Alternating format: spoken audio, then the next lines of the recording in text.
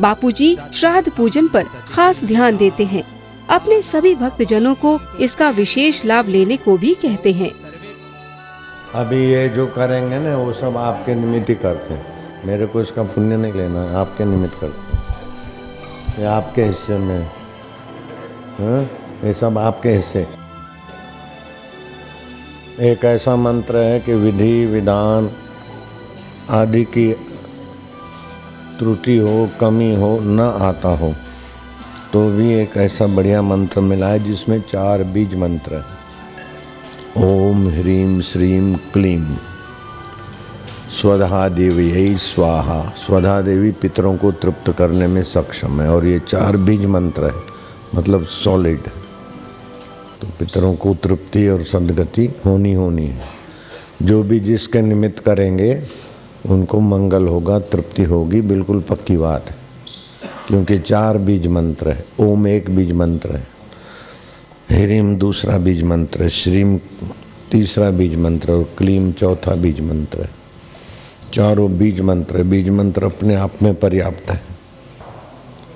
चलो अब अपने जो रिश्ते में आए हैं, जो अपने कुल खानदान में, रिश्ते में, मित्रता में, परिचय में, उनको तो करेंगे, लेकिन जिनसे हमारा कोई परिचय नहीं है, फिर भी वास्तव में ब्रह्म परमात्मा एक है, हम उस एक परमात्मा की संतान के नाते सभी हमारे, तो हम सभी के लिए तर्पण कर लेंगे। नाग, यक्ष, गंधर्व, किन्नर, भूत, पिशाच, आपके शत्रु भी हो गए हैं, वो भी बेचारे संतुष्ट रहें, तृप्त रहें, उनका भी मंगल हो।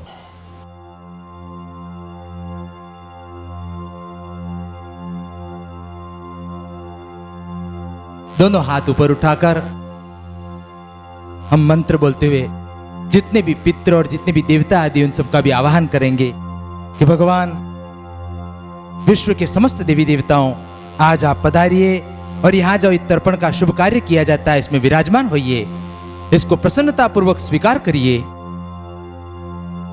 ओम आगच्छन्तु महाभागा विश्वे देवा महाबलः ये तर्पणे अत्र विहिता सावधाना भवन्तु ते। ओम सर्वेभ्यो देवेभ्यो नमो नमः। आगतं व सुस्वागतम्।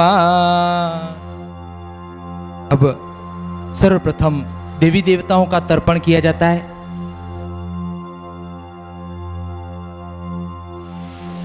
ओम ब्रह्मास्त्रप्यन्ताम्। ब्रह्मा जी के लिए तर्पण है हमारा। ओम विष्णुस्त्रप्यन्ताम्। ओम रुद्रस्त्रप्यन्ताम्। ये 3 जो सृष्टि के प्रमुख देवता उनके लिए।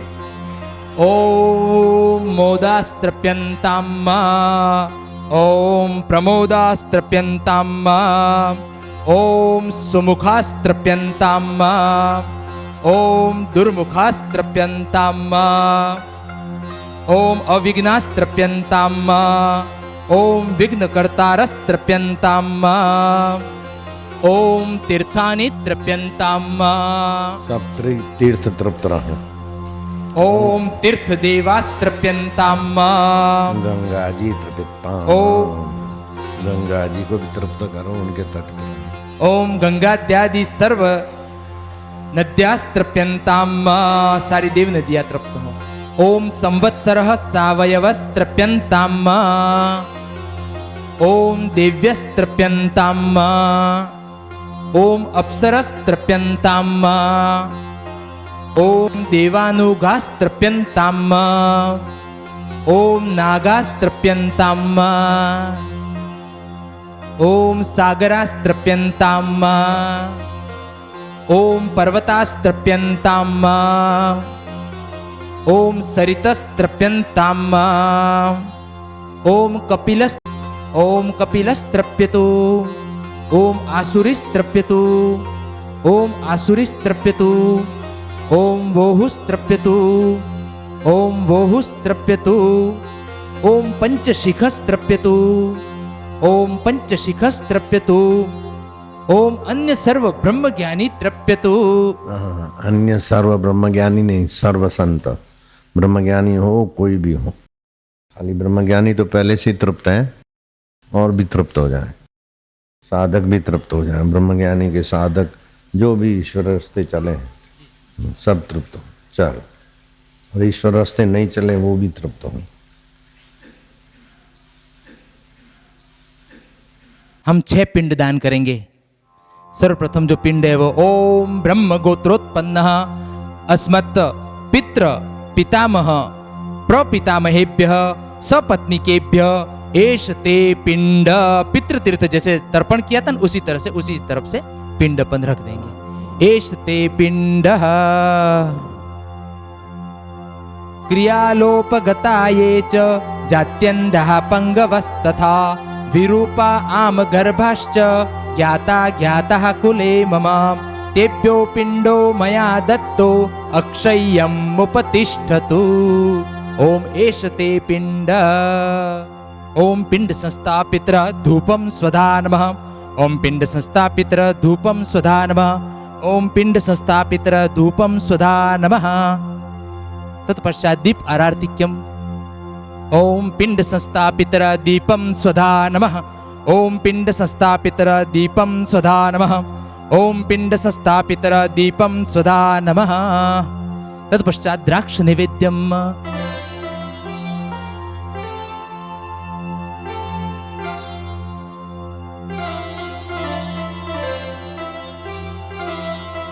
ओम सर्वे पाका शुचियो भवन्तु नः। ओम प्राणाय स्वाहा। ओम अपानाय स्वाहा। ओम व्यानाय स्वाहा। ओम उदानाय स्वाहा। ओम समानाय स्वाहा। दोनों हाथ जोड़ के पितरों को प्रार्थना करेंगे। ओम पृथ्वी ते पात्रम द्योरपि दानं ब्राह्मणस्य मुखे अमृते अमृतं जोमिस्वदा। ओम इदम अन्नम अस्मत् पित्र पितामह प्रपितामहेभ्य सपत्निकेभ्य अस्मत् मातामह प्रमातामह वृद्ध प्रमातामहेभ्य सपत्निकेभ्यश्च अन्य सर्व पूर्वजेभ्य स्वदा संपद्यतां कव्यं न मम। ओम देवताभ्य पितृभ्यश्च महायोगिभ्य एव च नमः स्वाहायै स्वधायै नित्यमेव नमो नमः। देवताभ्य पितृभ्यश्च महायोगिभ्य एव च नमः स्वाहायै स्वधायै नित्यमेव नमो नमः। देवताभ्य पितृभ्यश्च महायोगिभ्य एव च नमः स्वाहायै स्वधायै नित्यमेव नमो नमः। ओम स्वधा स्वधा स्वधा। ओम ह्रीं श्रीं क्लीं स्वधाय देवी स्वाहा। ओम ह्रीं श्रीं क्लीं स्वधा देवी स्वाहा। ओम ह्रीं श्रीं क्लीं स्वधा देवी स्वाहा। ओम ह्रीं श्रीं क्लीं स्वधा देवी स्वाहा। ओम ह्रीं श्रीं क्लीं स्वधा देवयै स्वाहा। ओम ह्रीं श्रीं क्लीं स्वधा देवी स्वाहा। हे स्वधा देवी, हमारे परिचित अपरिचित सभी लोगों को आप सुख दें, तृप्त करें, सद्गति दें। ओम नारायण। जो लोग श्राद्ध करते हैं उनके घर अच्छी संतानें आती। श्राद्ध पक्ष के दिनों में पितरों का अपने अपने कुल में जाने का छूट छाट का विधान है।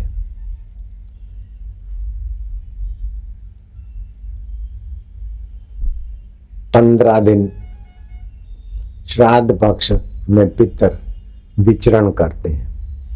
जिनके यहाँ से अर्घ्य हवि कवि मिलता है वो पितर तृप्त होकर जाते और अच्छे आशीर्वाद देते, उनके कुल खानदान में अच्छी संतानें आती। और जो श्राद्ध व्राद्ध नहीं करते तो पितर अतृप्त होकर निश्वास छोड़ते जाते कि धिक्कार है।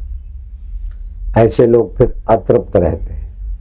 समझो श्राद्ध करने की क्षमता, शक्ति, रुपया, पैसा नहीं है तो 11:24 से 12:20 के बीच का श्राद्ध दिन का समय गाय को चारा काट के खिला दे, ला के खिला दे। चारा देने का भी पैसा नहीं है, ऐसी कोई समस्या है तो उस समय दोनों भुजाएं ऊंची कर ले, सूर्य नारायण का ध्यान करें। हमारे पिता को, दादा को, फलाने को आप तृप्त करें। मैं असमर्थ हूं, उन्हें आप सुख दें, आप समर्थ हैं। मेरे पास धन नहीं है, विधि नहीं है, दौलत नहीं है, सामग्री नहीं है, घर में कोई करने कराने वाला नहीं, लेकिन आपके लिए मेरा सद्भाव है, श्रद्धा है। आप मेरे सद्भाव और श्रद्धा से भी तृप्त हो सकते हैं, इससे भी आपको मंगलमय लाभ होगा। हमारे पूर्वज मरकर पितरलोक में गए तो उनके अनुरूप वहां उनको रस मिलेगा। देवलोक में है तो देव भोग उन्हें मिलेगा।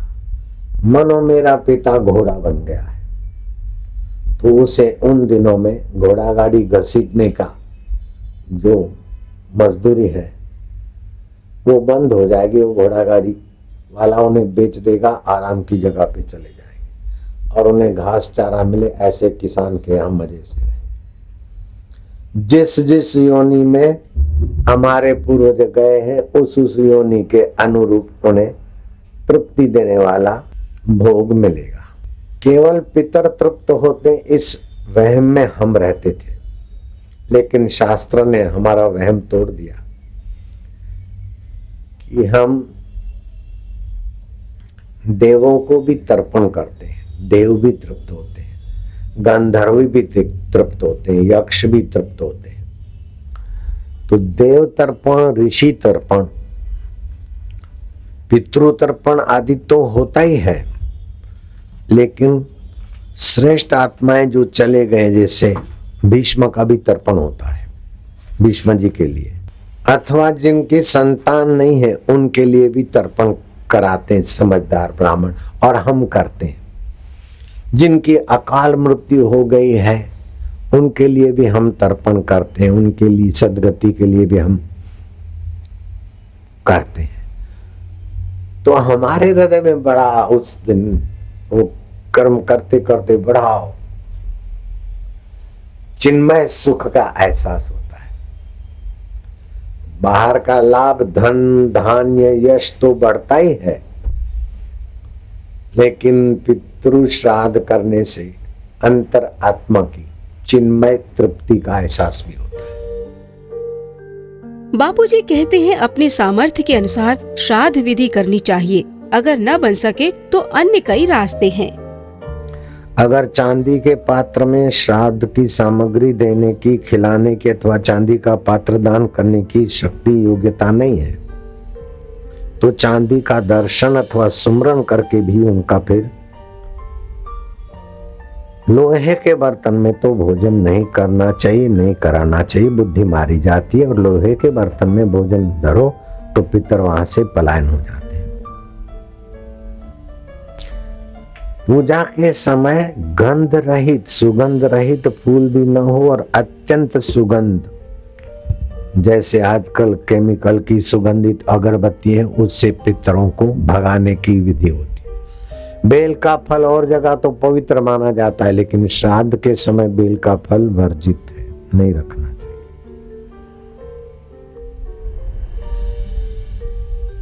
केवल घी का धुआं भी नहीं करना चाहिए, इससे पितरों को परेशानी होती है और विदा होने की संभावना होती है। कुटुंब में 4 भाई है तो 4 ही श्राद्ध नहीं करे, 3 भाई उनको सहमति, एक बड़ा भाई ज्येष्ठ भाई करे, 2 हैं तो भी बड़ा करे। समझो पुत्र नहीं है तो पत्नी पति का अथवा दूसरा श्राद्ध कर्म का जिम्मेदारी पूरी कर सकती है। पत्नी चल बसी है तो जमाई राज इस कर्तव्य को निभा सकता है, अथवा तो बेटी का बेटा दोता उत्तम माना जाता है। सफेद पुष्प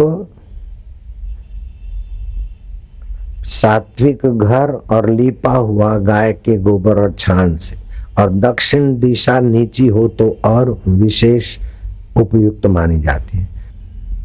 श्राद्ध के समय अन्न की प्रशंसा भी न करे और निंदा भी न करे, और बोलते बोलते खाए नहीं खिलाए नहीं, मौन होकर श्राद्ध का अन्न दे और ले, संकेत से काम ले। श्राद्ध के दिन मंजन पेस्ट आदि नहीं करना चाहिए, सुपारी नहीं चबानी चाहिए, मालिश नहीं करनी चाहिए, उपवास नहीं करना चाहिए और स्त्री भोग भी नहीं करना चाहिए। औषध व्रत उपवास में तो औषध ले सकते हैं, लेकिन श्राद्ध के दिन औषध न ले तो अच्छा है। दूसरे का अन्न नहीं खाना चाहिए श्राद्ध के दिन में। आप श्राद्ध करा रहे हैं पिता माता दादा दादी का, तो आप दूसरे किसी का अन्न स्वीकार नहीं करेंगे। और श्राद्ध कर्म में ये भी सावधानी लिखी गई है महाभारत में। श्राद्ध कर्म में आप जन्म दिवस हो तो उस दिन आप श्राद्ध नहीं करना किसी का भी, आपका जन्म दिवस पे। श्राद्ध जिसको खिलाते उस ब्राह्मण को एक दिन पहले न्योता दे देना चाहिए, ताकि आज सुबह आने वाला है तो कल रात को पति पत्नी के व्यवहार से वो संयमी रहे।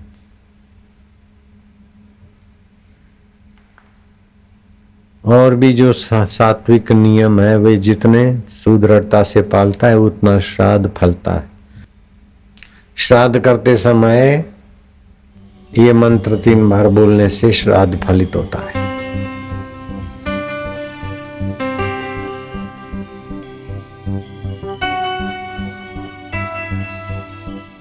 एकनाथ महाराज ने भी अद्भुत तरीके से श्राद्ध कर्म कर पूरी दुनिया को चकित कर दिया था।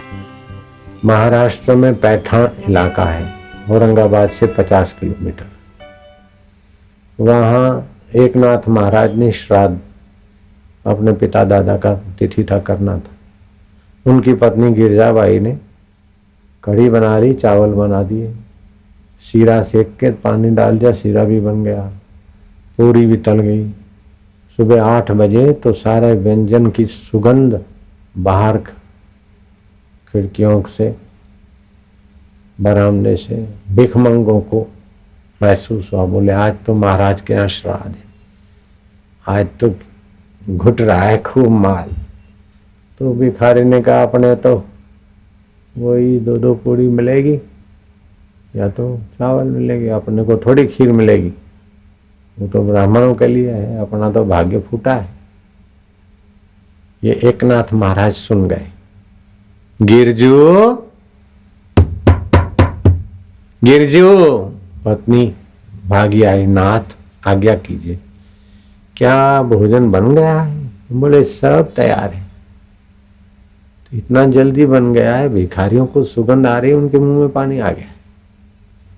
अगर उनको बिठाकर नारायण का रूप मानकर उनको सबको खिला दें तो ब्राह्मणों के लिए फिर 11 साढ़े 11 तक, श्राद्ध का टाइम 11:30 बजे पवित्र माना जाता है। 11:36 को भोजन कराना, 11:36 से 12:30 के बीच बहुत उत्तम माना जाता है। तो तुम दूसरा बना लोगी? हाँ हाँ, अभी तो सवेरा ही है। भिखारियों को भोजन करा दिया गया और नहा धोकर फिर से गिरजाबाई ब्राह्मणों के लिए बनाने लग गए।